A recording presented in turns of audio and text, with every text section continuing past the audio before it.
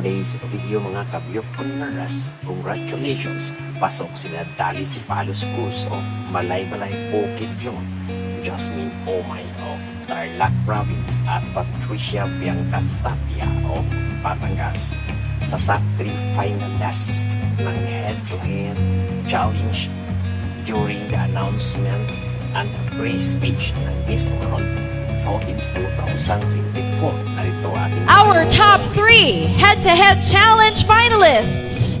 Our first spot goes to Malay-Malay Bukidnon, Dolly Cebalos Cruz. Congratulations. Our second spot goes to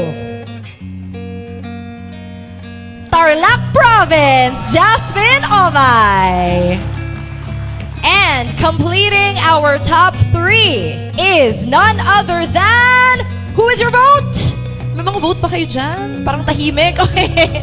Is Batangas, Patricia, Bianca, Tapia. Ladies and gentlemen, we have our top 3 candidates for the finals of our head-to-head challenge. Let's give these girls a huge round of applause. 30 seconds starts now. Maayad ha at aldaw ta inyo alan. Good morning, ladies and gentlemen. I am Dolly Cebalos Cruz. I am a 3-in-1 woman, as I've said before. I am a teacher, I am a lawyer, and I am a beauty queen with a purpose. Apart from being that, I advocate for the rights of the marginalized sectors of the society, especially the indigenous people, the farmers, and the women. I love dogs. I have 11 of them at home, and I personally take good care of them. Apart from that, I love music, and it is my therapy. Nice meeting you all. Thank you very much. All right, next up we have from Tarlac, Jasmine Omay. Good afternoon, everyone. I am Jasmine Omay. I came from Tarlac Province. Before, I used to be so insecure about my height, about my appearance. They would always tease my last name, which is Omay to Shomay. And growing up as a child who faced that every single day going to school, I dreaded my last name. Later on, after 18 years, to find out when I first entered pageantry, it would be such a huge catch name because it was unusual. And I was known to be Omay, and I'm here sharing the story of Omay. Thank you. Hindi ako ma-omay sa'yo, sa mukha mo. Okay, I love it. All right, next up we have from Batangas, Patricia Bianca Tapia. I hope you're all hanging in there. My name is Patricia Bianca Tapia. Some people call me Aika. I was born in Makati City, Manila, immigrated to the United States when I was 4 years old. For fun, I like to play tennis, go surfing, and give my dog cuddles. I'm a big Swiftie, and I also love romantic movies and horror movies, no in between.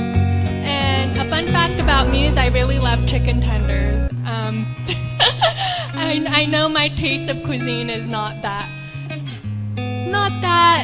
special, but you know, I could never say no to French fries and chicken tenders. So that's a little bit about me. All right, thank you very much, girls. Our first topic is Sustainable Development Goals. Sustainable Development Goals. With that said, let's start with, of course, Malay-Malay Bukidnon, Dolly Cebalos Cruz. And your 2-minute timer starts right now. Micro and macro effect. We have immediate solutions to problems, but we have long-term solutions. Long-term solutions and macro effect, that's what we call sustainable development. Ladies and gentlemen, in the society that we are in, and based on my advocacy, I advocate for sustainable legal aid for the marginalized sectors of the society and a sustainable mobile legal clinic. When I say sustainable, it lasts through time, and it will not only be relevant today, but it will be relevant tomorrow and for the rest of our lives. Because in our society and in this kind of time, we need sustainable projects that will solve macro problems. And with these sustainable projects, we are able to connect with people, to deal more with people, to deal more with different problems. And with that being said, we will have sustainable solutions to sustainable development. Thank you. Thank you very much, Dolly. All right, next up we have Jasmine. Okay, I want to talk about SDG 17, which is Partnership for the Goals.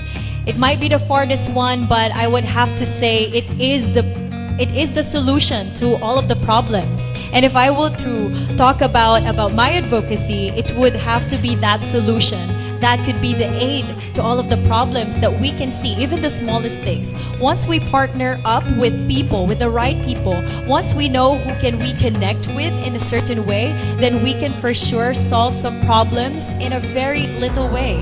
And that could have been made a huge impact in the long run. So just as long as we know how to partner up and talk to the right people regarding the matter, I believe that all problems can be solved through partnership and better understanding. Thank you. Thank you very much, Jasmine. Next up, we have Bianca. I'd like to share with you all how I approach sustainability, and that's to reduce, reuse, and recycle. It all starts at home, so I encourage you all to have a recycling bin, because it all starts with a simple step. Those little things that we do make the biggest difference in our world. So let's inspire the young so that we can raise them to think the same. And I hope you all really remember those 3 R's, because for me it's easy to remember, and I hope you guys implement this in your life as well, because we should think greener and live in a world where we treat our Mother Nature with love and respect. Thank you. Thank you very much, Bianca. Good job, ladies. Now, our next and last topic for your free speech is identity theft. All right, identity theft, and we will be starting with Jasmine. All right, Jasmine, I hope you're ready. Your 2-minute timer starts now. We're facing a world where information is always given out and it's easily accessible.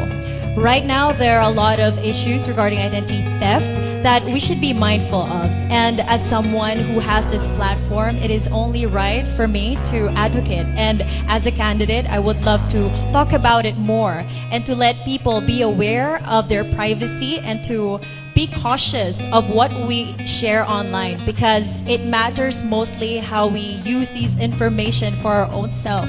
And as we enter the digital world, being cautious is one way to protect not just our privacy but also our emotional peace. Thank you. Thank you very much, Jasmine. Well said.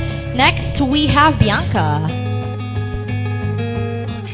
Identity theft is a scary thing. We live in a world where everything's so technologically advanced, and we must be really careful with what we share online, because anything can be taken away from you, such as your name, or if you accidentally post your driver's license or your passport, anyone can do something with that. So I highly encourage that we all voice out our concerns, and for there to be measures taken so that we can protect our identity, because we are the only ones really unique to ourselves.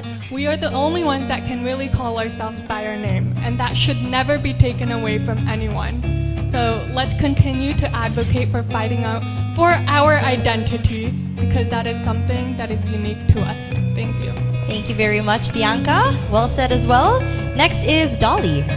Our privacy is protected by our laws. Our identities is protected by our laws. And because we have this right that's protected by law, we must be strong enough to fight for our identity. Ladies and gentlemen, there are 2 sides of this story. First is, for everyone, let us be cautious as to what we post, especially posting IDs, posting very personal information online, which can be very attractive to criminals. Second, it is a warning to criminals, to those who would want to commit identity theft, that it is a crime and you can be imprisoned. You can be civilly and even criminally liable.